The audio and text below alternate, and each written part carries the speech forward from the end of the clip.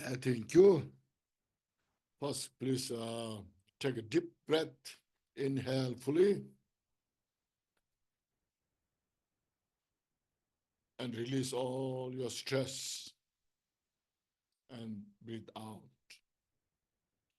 Once more, please breathe in fully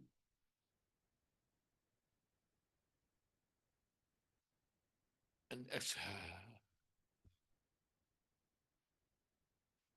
Once more, please breathe in fully. Exhale. Then we just do a short meditation.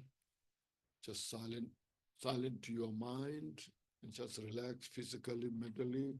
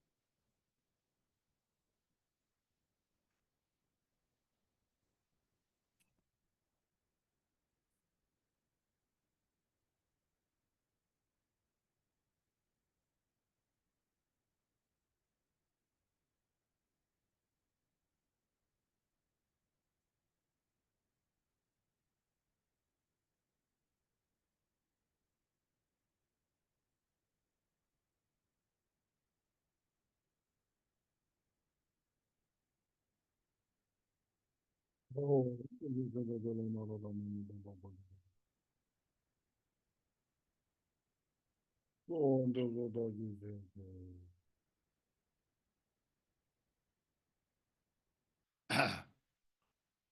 good evening, everybody.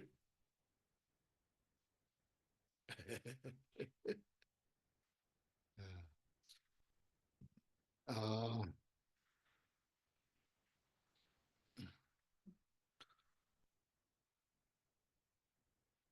when I was here last year,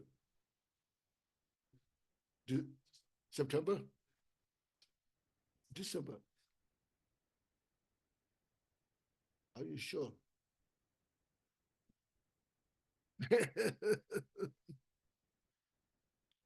not, not the September. Huh? December. Oh, oh, okay. Okay, you have a better mind than I. Okay. Uh, I thought maybe we can you you can bring some cautions. Uh, yeah, yeah. You maybe if you have some cautions, then we can discuss. That maybe maybe will be more productive. Sometimes if you have a very good kind of very smart caution, then it brings to opens up, it opens up some discussions, good discussions. What?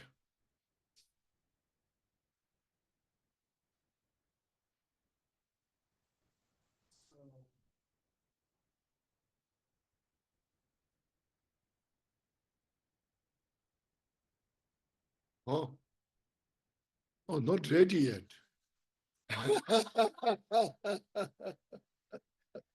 Okay. Yes. Pronunciation. How do you pronounce like how do you be a bird on the boat and fly away from the boat? How do you get the confidence for that? How do you build that confidence? So that's why you see, first you study the four foundations, contemplate on that. Okay. It's not just without any understanding, without any just renounce, renounce your life, as you mentioned, get out of the boat, First, first look at the precious human life. This precious human life means, you see, uh, having this precious human life, we have such a power of intelligence, that intelligence has the ability to see things more precisely, okay, how things are constituted on the basis of the causality.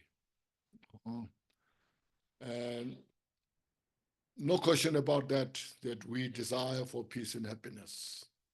It's universal. We don't desire for suffering. No. So now, what is the suffering? It's not saying something is always bad. All things what we do in the world, even your life is very good life, but still is, you are vulnerable of suffering. We're in the rhetoric of the suffering. We are under the condition of suffering. In other words, we are not free from suffering, no matter how successful you are. You say, somebody can say, I'm so successful, everything goes so well, nothing but good. Then you ask, Now, are you really free from all the suffering? Then you say, no, no, no, no, So I'm there under the condition of suffering, You see. So that's is called that kind of understanding of the ability that one has. So on the base on that, then you look at the, as I mentioned, what suffering is about. You know? So so that's what Buddha taught. First Buddha taught Four Noble Truth. From the Four Noble Truth, Buddha said you should understand the suffering.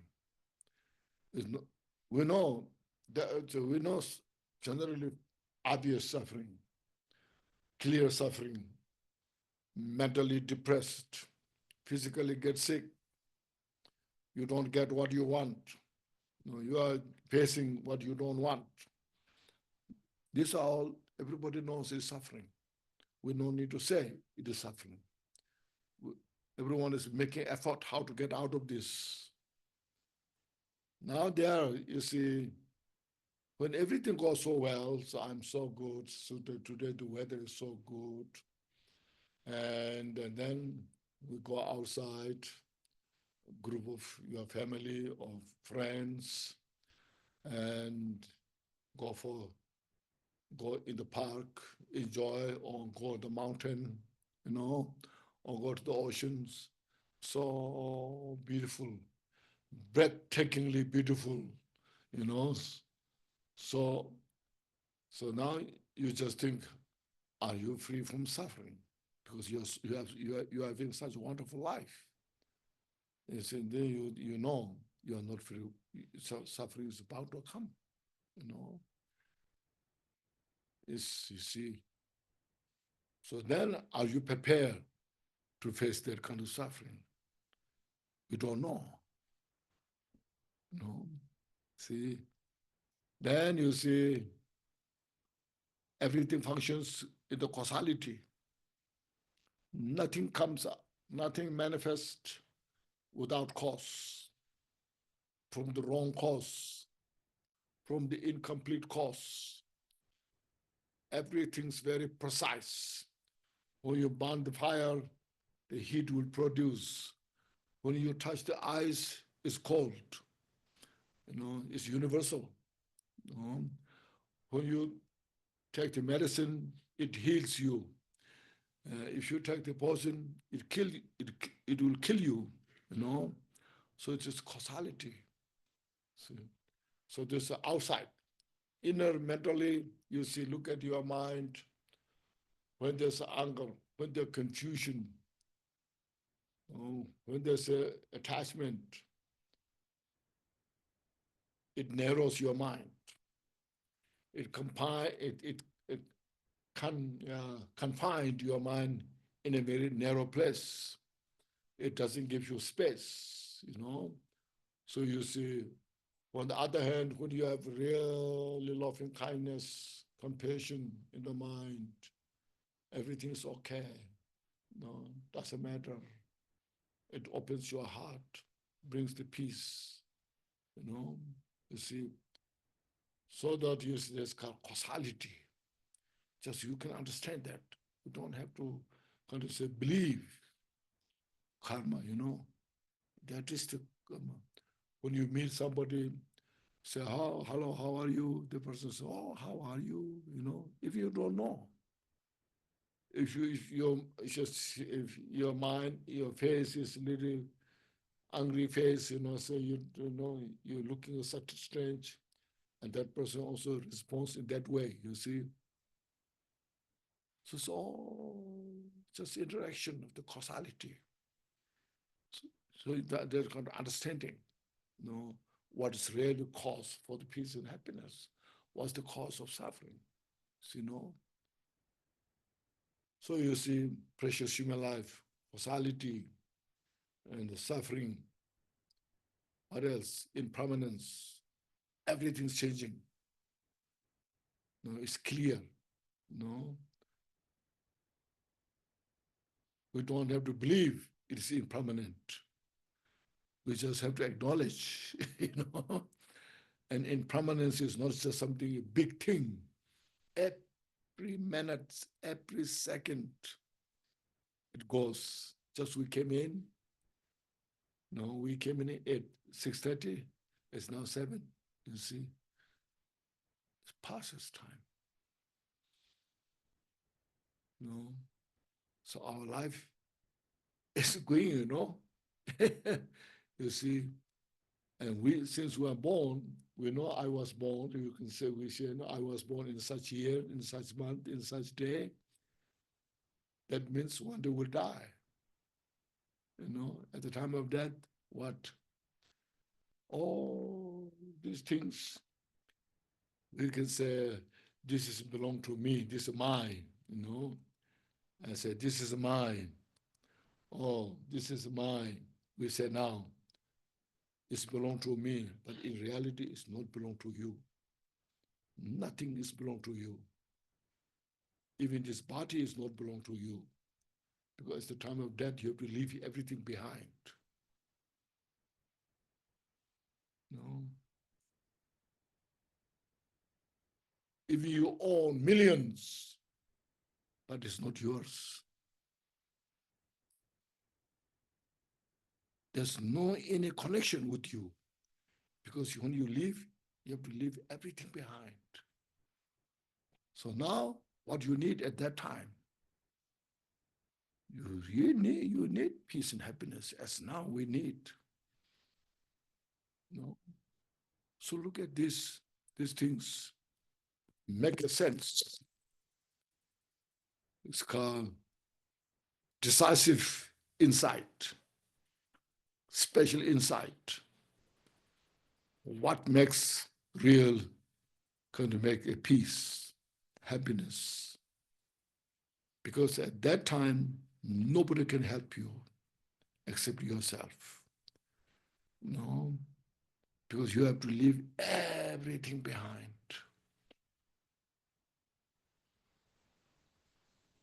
You built a beautiful house, you have to leave behind. You have a beautiful car, you have to leave behind, isn't it? Is that true? Make sense? Look at these things. Then at that time, if you have Dharma practice, if you have practice of loving kindness, if you have practice of bodhicitta, if you have practice of everything seen as an illusory nature, you know, then you say,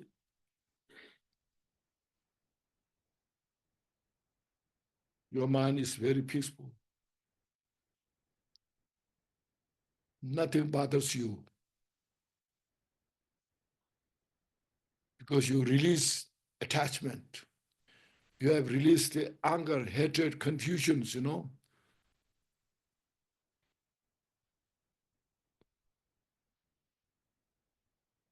So renounce means not renouncing eating food or anything. Renounce the cause of suffering. So renouncing the cause of suffering, as I mentioned, the human intelligence has such a great ability to see that and can do it. But we have to have practice now, prepare for that. Because intellectually you understand, practically still, I'm attached to this. I'm attached to mine. This is mine. This is, no, this belongs to me. No, I fight for, you know. So that when it makes sense, then we prepare for. See, even this day-to-day life, if you are prepared mentally well, some difficult things happens. You know, if somebody say bad things about you, you are, you know, that time you have ability to keep your mind in peace, not disturb your mind. No, it's very easy to do what you call eye to eye, you know. You say that? No. Tit for tit. Response is very quick, very easy. Because we're used to that. Because our ego is prepared for that. Our ego, the self-cherishing, doesn't allow to permit that. So but when you practice that, then you see, oh. So first to do these all things, you need a renunciation. Renunciation doesn't mean neglect everything. Renunciation means to have the proper, to do the decent renunciation, you need a wisdom, how to renounce. No? Make sense?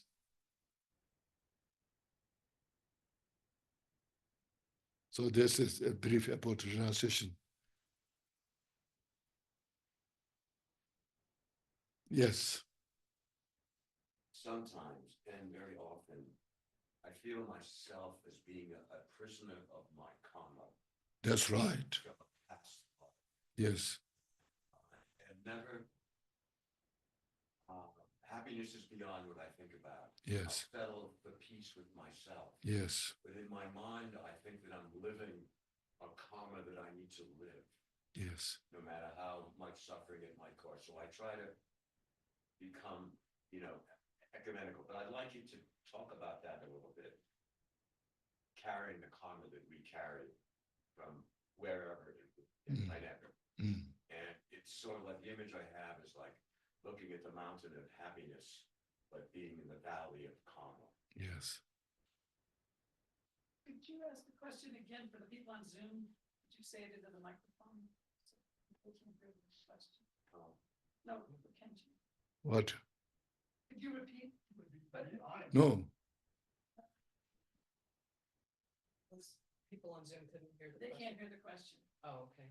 So you were asking, You have to say it loud enough to be in that microphone. Well, Should have a speaker. You have an extra speaker. If you have an extra speaker, then you can understand. Okay. Okay. Yeah. Again, karma is not a belief system. Now now. More and more people understand about karma. Now I see also in social media, they use well known, this is a bad karma, So people understand karma now more and more, Before, when I came to US, in the 80s, karma is something, belief system. You believe karma. You don't believe karma. You believe previous life, or rebirth, you don't believe rebirth, It's something, belief system. If you believe there is a karma, there is a rebirth. If you don't believe, then there's no karma, no rebirth, It's something like belief system, So usually I argue this. When you believe there's a karma, and then there's a karma. If you believe there's a rebirth, then there's a rebirth. But if you don't believe karma, there's no karma. But if you don't believe rebirth, there's no rebirth. In such case, I say, forget it. Say, believe in karma and rebirth. You see, don't believe. Better for you. It bring more peace yourself, But that's not the case. It's reality. Causality is very clear. Even moment to moment, not just from previous life, but even this life. You see, every second, every moment, we're paying the price, the karma we created. Just look at the mind, when, as I mentioned, when there's a strong attachment, desire, it makes your mind narrow. You are confined. You are trapped. It's karma. You are paying the price from that. When there's anger, hatred in the mind, there's no peace in the mind. You're paying the price. You know?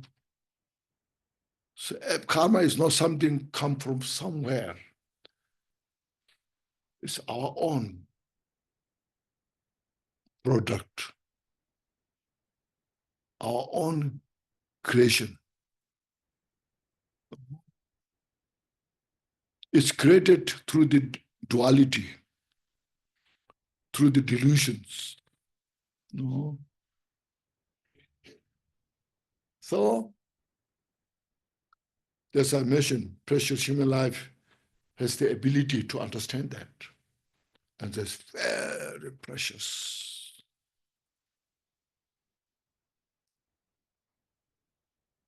So when we go through some difficulties as a Dharma practitioner, we appreciate I'm paying the price, or I'm paying off my karma. I'm so happy that it's happening. No.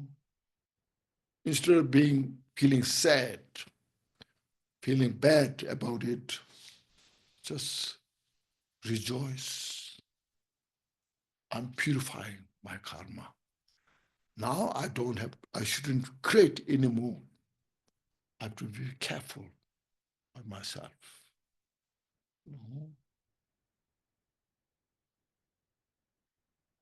Now, if you study the jewel ornament of liberation,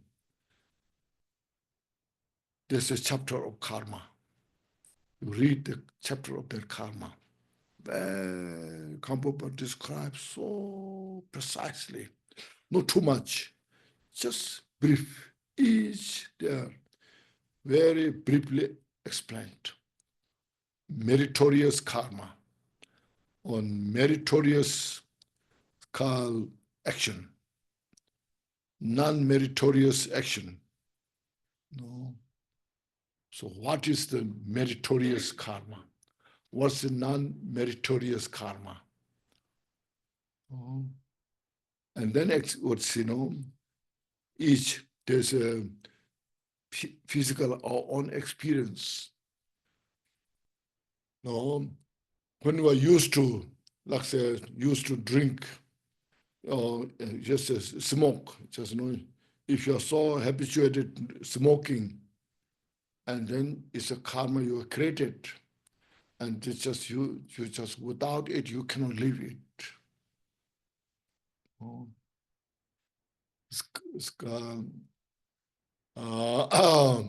Le, similar to the action. The karma similar to the action means your action, smoking example, when you used to smoke, then after some time you're so used to it, then without smoking you cannot live it. You cannot live. You feel so agitated, and then you get upset very easily. Then when you smoke a little bit, you feel a little relaxed. It's a habit. So taking life, those who are very used to taking life like butcher, and they feel when they get chance to butcher animals, and they feel so good. The slaughters, So like those things.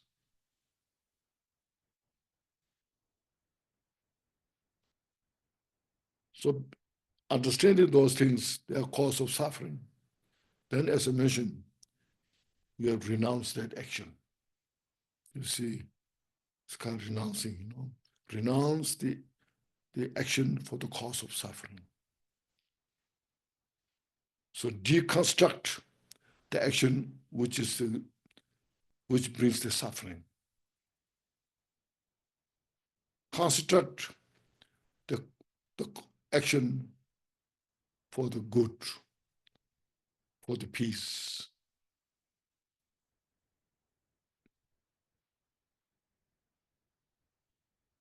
These are the real the Buddhist wisdom. It's not a religion. It's not a Buddhism. It's a universal. So Buddha realized that when Buddha became Buddha, or the Siddhartha, when Siddhartha became the Buddha, attained enlightenment, when he said, now I'm enlightened, means that time all the confusion and the cause of peace and happiness and suffering totally disappeared, or purified, vanished, and everything is nothing but so precise, clear. From there, from that wisdom, then the Buddha got, or Buddha has the unconditional compassion to all sentient beings. How sentient beings are suffering. They want all the peace and happiness, but they don't know what the cause for the peace and happiness. Then nobody wants the suffering, but just relentlessly suffering without choice because ignorant about the causality. So therefore, Buddha taught the teachings about these things.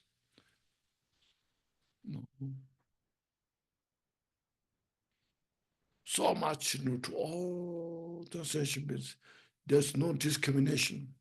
That's why, like we said, this prayer, may all mother sentient beings have peace and causes of have peace and happiness and causes of peace and happiness. May they free from the suffering and causes of suffering. See, all sentient beings, you see. He didn't say my followers.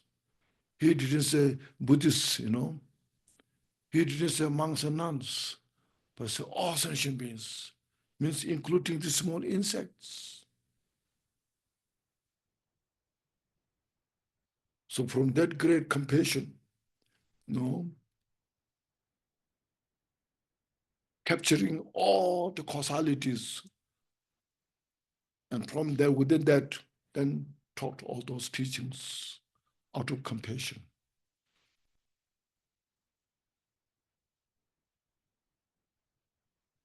So we need these teachings everywhere.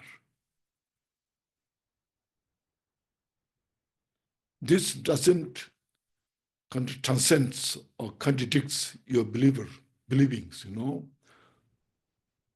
In reality, every religious figure can adopt this kind of wisdom and compassion. Or even non-believers. Even those individuals say, I don't believe previous life, next life, don't believe karma, anything. I don't believe anything. But they know they want peace and happiness. They know they don't want suffering. You see, therefore they're working hard. They're working day and night, isn't it? I said, otherwise they say, I don't believe karma, I don't believe anything. Why should I work hard? But they're working harder than anybody else. So you can share this wisdom to those individuals. No? It makes sense? Yes, do you see? Yes. So the question is, what is your advice, especially for Americans, to deal with the destructive behavior of the federal government, practical and spiritual advice? As I mentioned, this is nothing spiritual or non-spiritual. It's causality. Okay. Start from oneself. When you have the ability to distinguish all this causality, you start from yourself. First, you practice then you provide to others.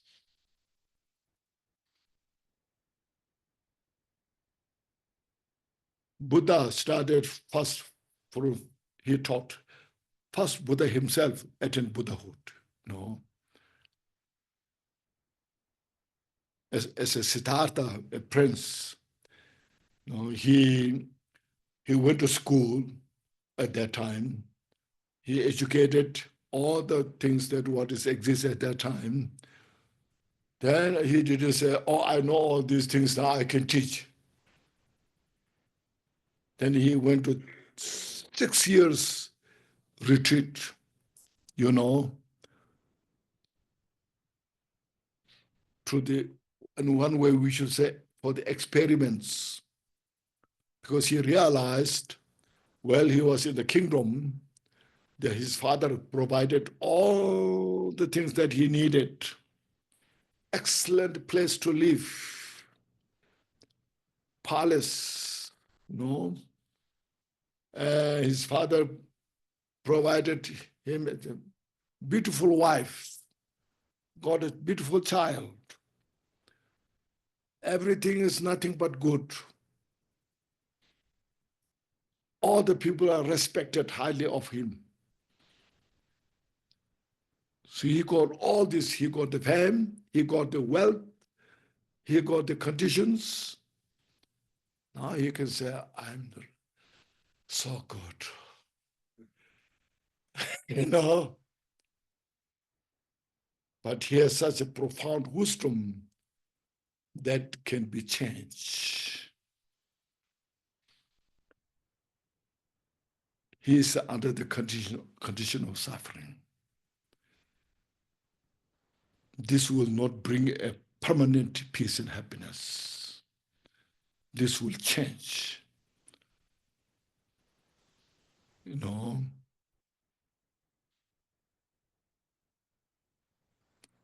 now that there's one day they're so rich, and next day they become so poor. You know, everything is impermanent, transitory nature. One day they're so poor, next day they're so rich. One day we are so young, healthy, capable of doing anything, run, jump, anything. Another day we're so weak. If we can't walk, everything is so transitory nature. That's reality nature. It's not a Buddhist belief. No.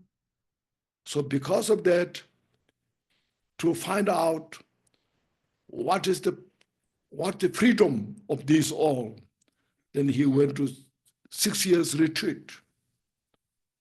Extreme, no food, no cloth, no shelter. As you see, sometimes I'm sure you saw Buddha with a skeleton, only bones and skin. No, this is the way how to achieve all the freedoms. But he didn't achieve that either. Extreme, no. So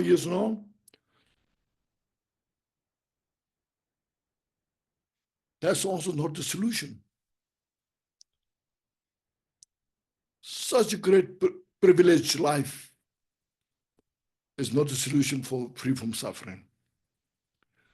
Extreme hardship is also not the freedom from this and the suffering. Then he took the middle path, but he realized the mind is the one. The mind is very complicated, very sophisticated, very complex.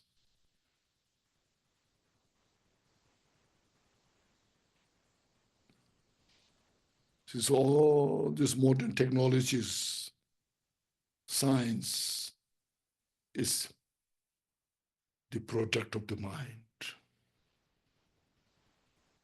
but still we don't know what the mind is. No.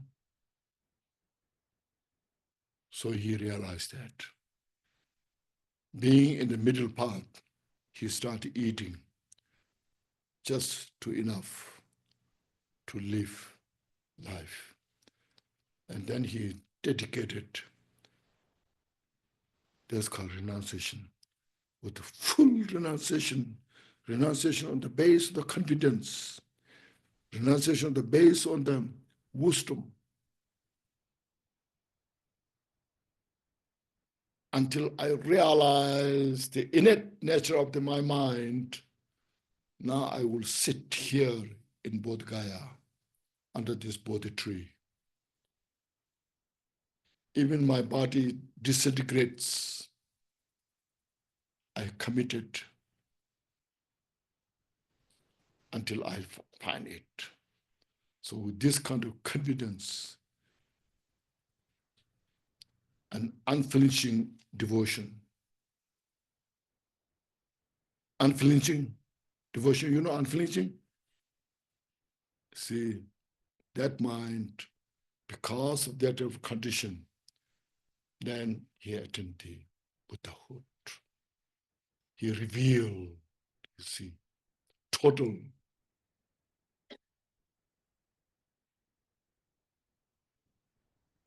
Then, as I mentioned, from that wisdom, then he saw the sensation beings of suffering, how they're suffering.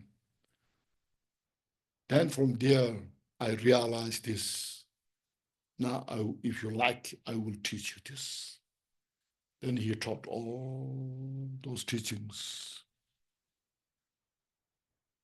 You know, that the teacher taught that when he taught over 2,600 years ago,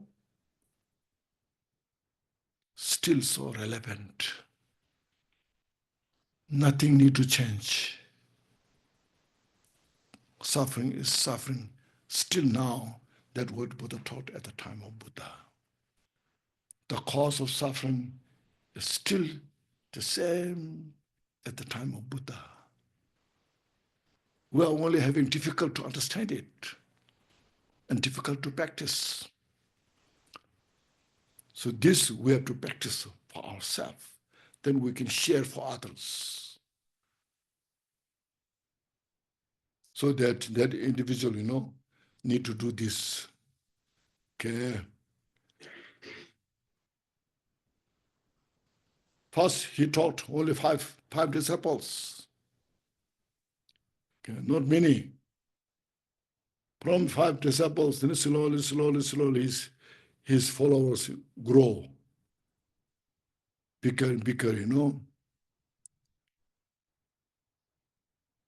Make sense?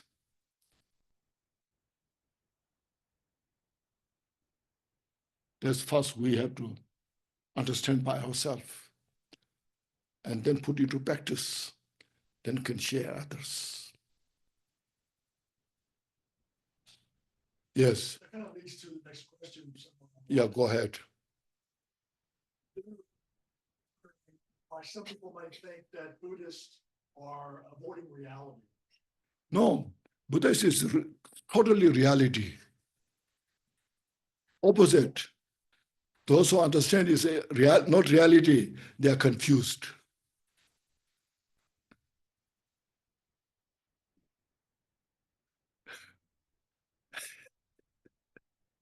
So someone who, if they were to, they think that you're avoiding taking responsibility for the here and now. No, if you practice loving kindness, compassion, bodhicitta, you are taking universal responsibility.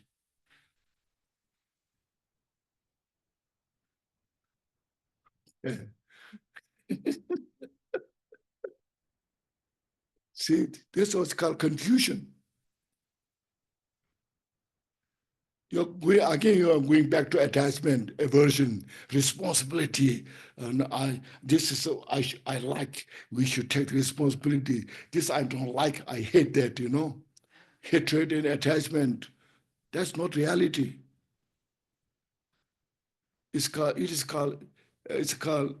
fabrication. contrive.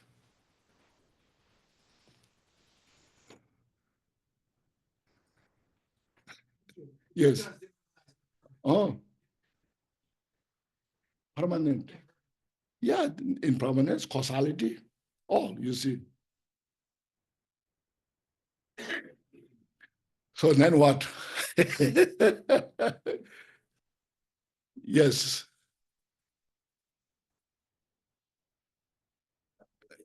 You can record.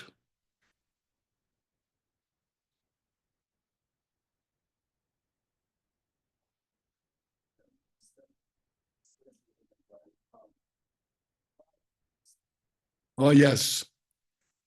There are generally wisdom, we call wisdom. It's collection of lot of information. You read many books. They then say, you are so wise, you have read this, you read it, you have read these books, you know. Here we are talking wisdom is mirror-like wisdom. It's discriminating wisdom.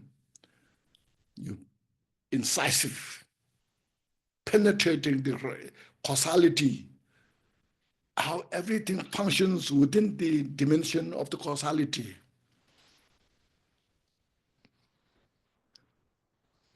Okay. And then you can transcend. You can transcend the duality. That's called maintain and transcendent. Make sense? Maintain means what? What means maintain? To Oh, keep it going, oh, to keep it going. no, maintain. Ordinary, yeah, yeah, mundane, and then transcendent. You see, so all the information you know in the mundane level, that's the you should call that wisdom, you know. But this is not wisdom. The actual wisdom is transcendent wisdom, which transcends the duality, and you see the causality of the phenomena. Of course, all the politicians, business people, they know the causality. They are thinking, if I do this way, my business will be very good. If I do this way, my business will be very good. Like a trap. A trap, use a trap. No, it's also thinking how to create things. But you have to understand deeper meaning. Mentally, absence of ignorance, attachment, aversion, and that's called wisdom. Okay, mirror-like wisdom, discriminating wisdom, all-pervading wisdom, wisdom of equanimity. I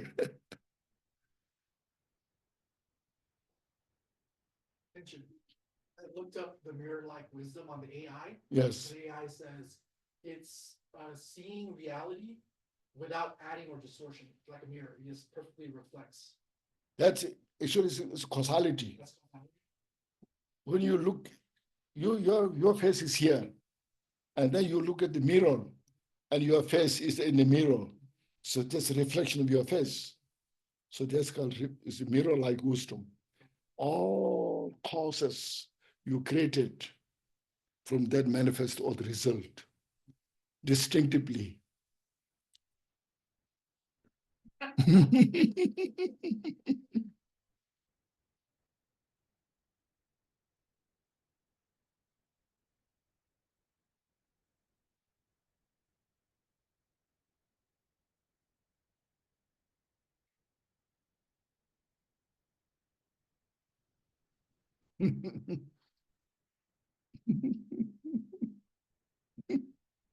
Yes. I'm going to add to the first question that came up on Zoom. most of us in this country are extremely worried about the state of our nation and the danger to our nation as well as the planet Yes. because of what is happening here. And when I talk with my friends and acquaintances, people are either trying to ignore everything or take action. But I think we're all wondering, how can we keep in the middle of all this, how to keep a balance and still have joy and have some kind of peace and happiness, and then still take action, not ignore what's going on. And it's extremely difficult to do. I've been working on it for some time. I wonder what your advice would be for us. No, first, right from the beginning, first, we just call, we have too much emphasis on the development and economy. No, what you call appreciation. We don't have contentment. This all built on the base on the greed. Okay. The greed has no limit. You know, Mahatma Gandhi, he said one time, the planet, our world has enough resource to feed all the people in the planet, but doesn't have enough to satisfy one greedy man.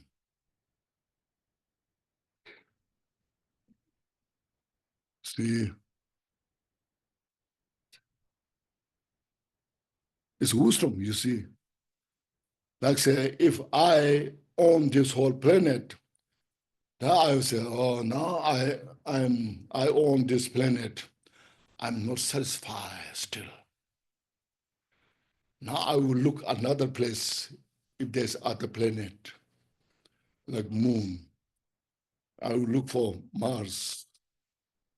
And I heard in Buddhist, there are so many planets. Where are they? I heard there's millions of planets in the world, in this universe. Where are they?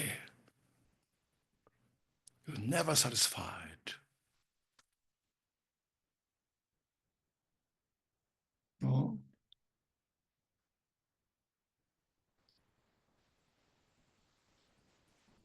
So the greed brings all the then delusions.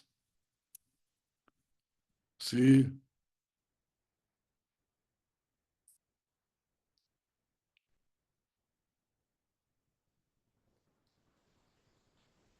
So look at this. So your life, my life, today when I get a good lunch, I should rejoice. I'm happy I got a good lunch. I appreciate. Oh, see. Even though not as excellent, so many things there. But if I get enough, I appreciate. I rejoice. I'm so happy. Oh, I got good lunch, good dinner. That will make you happy. It's not that how much you have will not make you happy. Because that's why you say, there's no any store in the world, everywhere you go, sell you happiness. They will say, if you buy this, you'll be happy. If you buy this car, you'll be happy. But it will not tell you this car is happiness.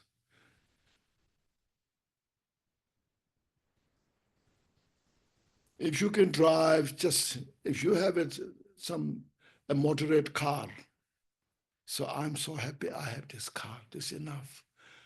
This will take me in the places that I need to go. You know, that car which you paid like 100,000, no, and the car that you paid 30,000 will take you to the same place. You know, so when you have the 30,000 car, you appreciate. I have this car. It works. I'm so happy.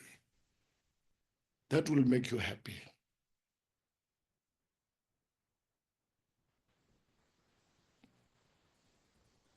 Yes.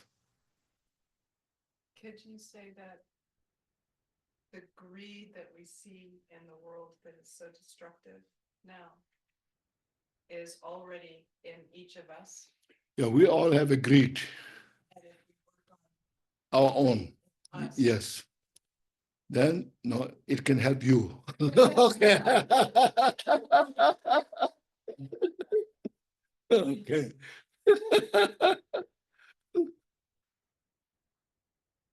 Yes. At best, I feel that greed is born from the fear of death. Greed. And when I feel that way toward others, it gives me a sense of compassion Mhm. because I see that the fear of death is behind their Yes. thinking they'll never die and they'll accumulate and they'll be happily ever after living in a nursing home or whatever. Yeah. So I think that creates a compassionate sense for me, Yeah. having that knowledge or that feeling. Yeah. At some level, I try to find a way of living with it Yeah. myself. Yeah. Can you comment on that? Huh?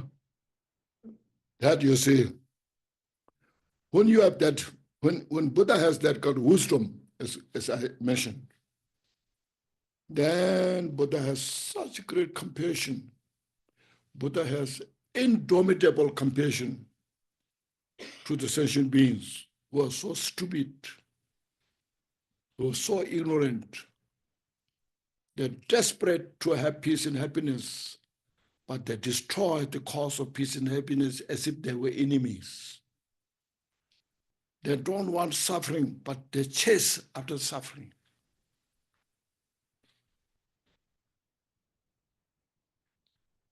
You see, so then from that wisdom and compassion, Buddha taught us all Dharma teachings. So I am free from all the suffering. Oh, now I teach from this. You can also follow the path as I did.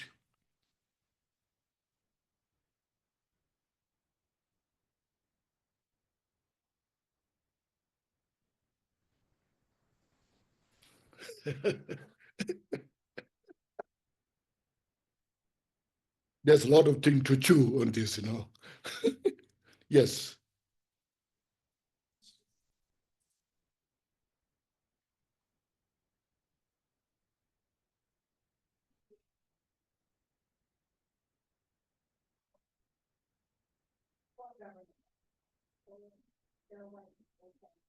We have a brought to us though. I was taught from my elders and my parents, that now that they're here, we have to learn to live in two worlds. We live in the white man's world and the other American world. To hold on to our traditional beliefs and still keep going. And still hold our teachings brought to us and keep that here. And still live in this world. We live in two worlds. That probably like holding on to the Buddhist teachings and then still having to live and go to work, pay the taxes and pay things too, but still hold this belief here. And that's what I do in with my others, what they believe in because all this that's going on is going to go on continuously regardless. And it has been before when we were here, before the president was even here, that was phenomenal. But we learned to live and keep going. And still going our police messages, but also purpose, just to keep you with that, what really how it's still doing. They'll continue on going forward. Because it's here. You know, it's the reality of what we live in today. You know, it would have been different if we could have changed it, but no. So we kind of grasped it and just, you know. And I'm glad you have the treasure. What is spiritual? Yeah, that's my belief in my spirituality. You know, and, you know, we have that does, you know, it is, I live in the world here, you know, and that comes with what you're talking about. You know, but I choose to keep it clear in my mind and my spirit. You know, to get involved in where I put my mind too much into that. Thank you.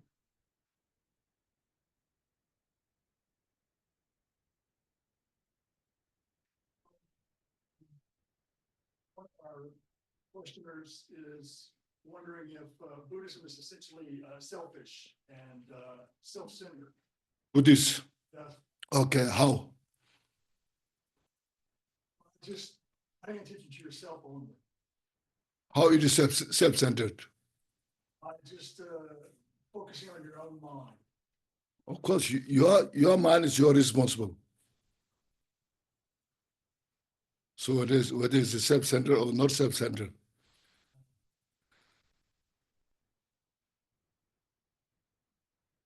You take the responsibility. First, you accomplish yourself. Then you share to others. So I don't think it is very much self-centered, but it's very wise. Well, you are confused. Well, you are a lot of suffering. How you can help others?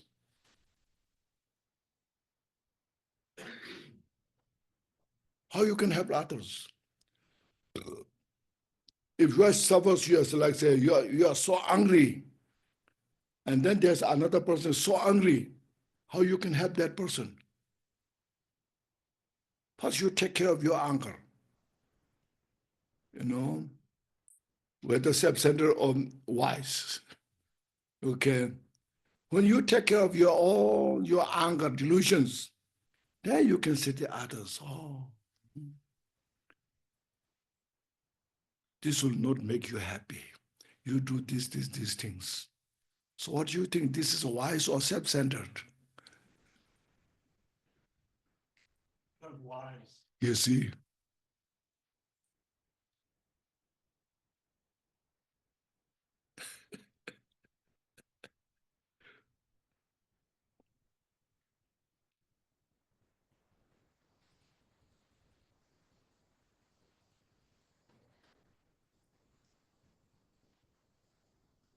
You speak about the role of bodhicitta.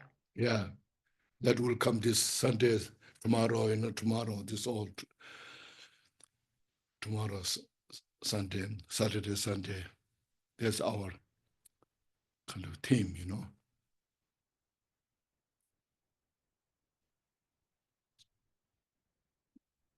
Yes. What would you say to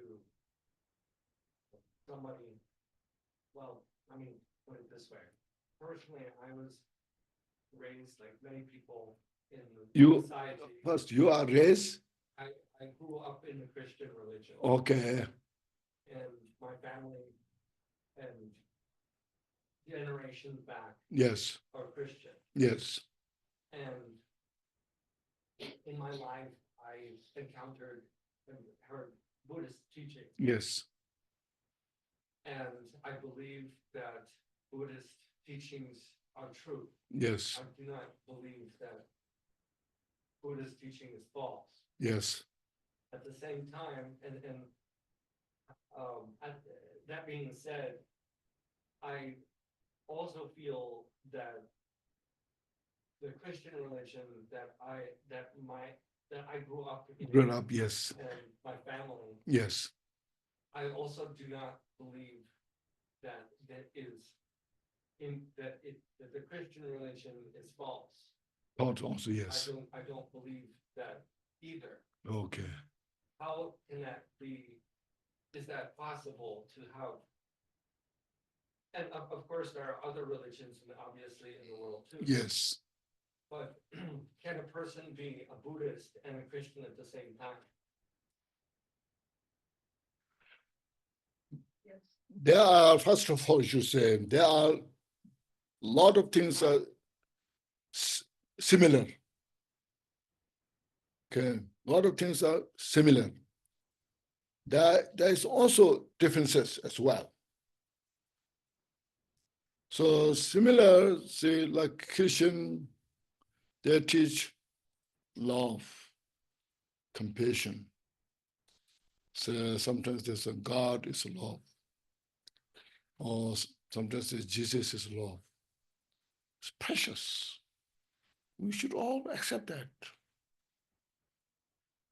When there's a story, when somebody hits Jesus, is on his slap on his right cheek, and he showed the left cheek. It's patience. So anger is not the answer. Patience, love is the answer. Those are precious. We cannot deny. We have to respect all those things. Then also, if you read the Bible, also they're saying, which goes round, comes round. This is strictly talking about the karma. You know, as you sow, so shall you reap. You know, sometimes also they're saying in the Bible, the kingdom of the God is within you. Have you read that one? You see, that's we have the kingdom of the God in our heart. So God is not somewhere out there; it's within us. There's a lot of hatred encompassed in the Bible, Huh? especially hatred, Yes, denigration of others. yes. Yeah, of course. That's mentioned. There are similarities. I'm not saying everything's same, but there's a similarities, there's differences. You see, all the differences, if that we should have a discrimination wisdom. If it doesn't bring benefit, just leave it alone.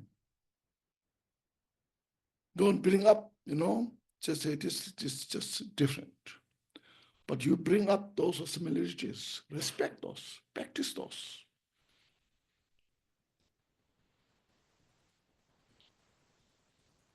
I have one question. It's just like saying that it's not good enough. What good, not good enough? Your own. Yes, then, okay, then just ask what he wants to do.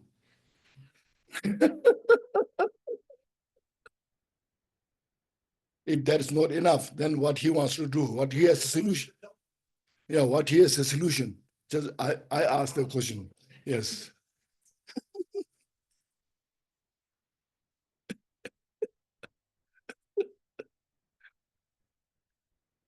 Yeah, I need his solution. Okay. Yes.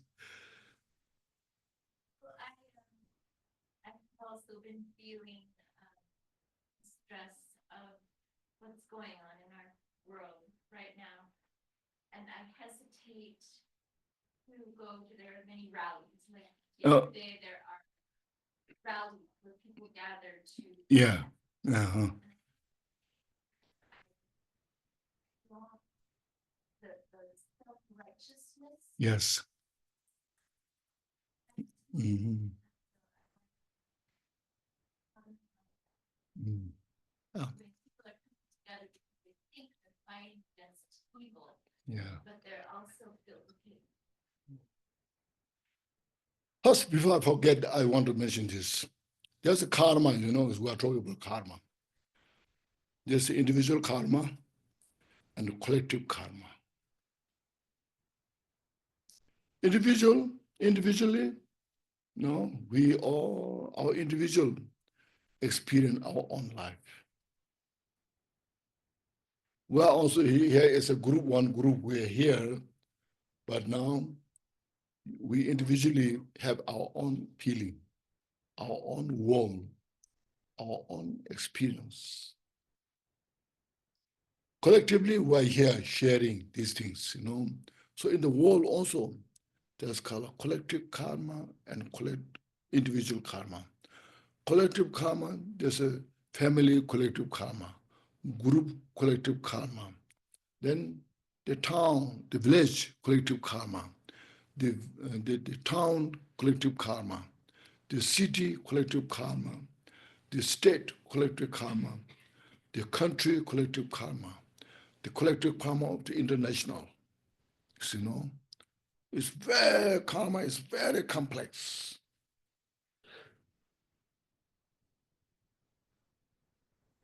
I'm sure you have studied emptiness. Sometimes we say emptiness is hard to understand, but karma is harder than emptiness to understand. Only the enlightened mind can perceive all the causality. So in your case, you see, as you mentioned, so your world, you take care of your world, your mind, develop compassion, loving kindness to others who are suffering, who are confused. That itself is bringing peace in your mind. You don't need a special thing for yourself. So people here talking, say, well, Buddhist says some, because he says very selfish, self-centered. You practice loving kindness yourself.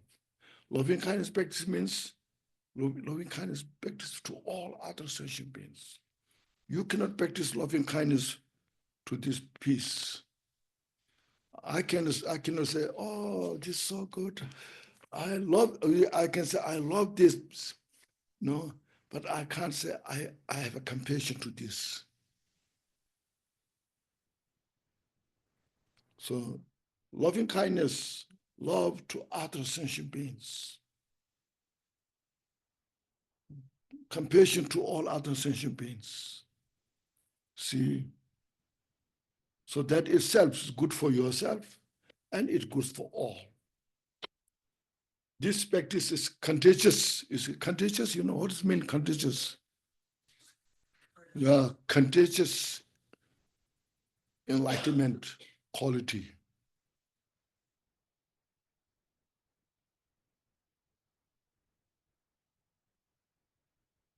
That person who said we are so self-centered, so Milarepa was very self-centered. Still his activities are working now, so why? Everywhere. Milarepa did this, Milarepa said this.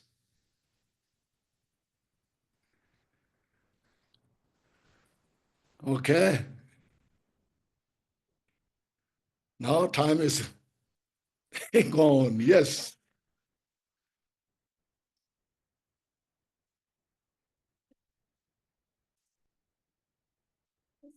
Yes. Yeah.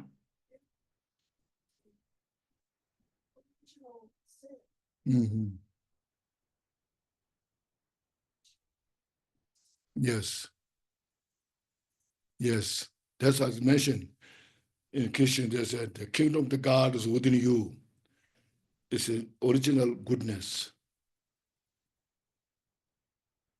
So it's not the original sin, Yeah. See. So differences, you see, in family you have differences. See, In one family, they have differences. You and your best friend, you can say, this is my best friend in my whole life, but still there's differences.